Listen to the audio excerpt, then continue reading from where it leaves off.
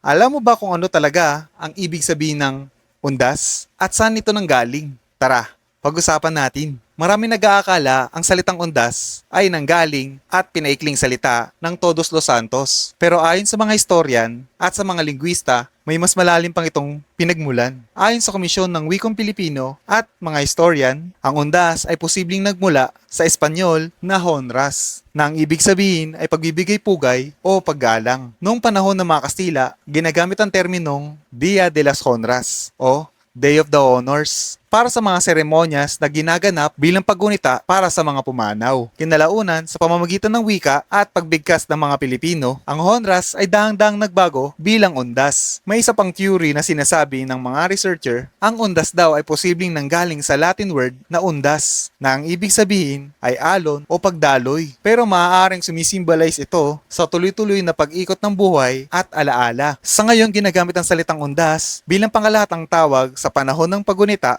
sa mga namayapa o yumao. Kaya pag narinig mo o nabasa mo ang salitang undas, maaaring maiugnay natin ito sa kasaysayan at kultura nating mga Pilipino. Isang example ng mga pagbabago kung paano dahan-dahan nagbago ang wika nating mga Pilipino sa paglipas ng panahon. Sana po ay may natutunan kayo sa bidyong ito. Ako po si Flash Ilorde. Ingat!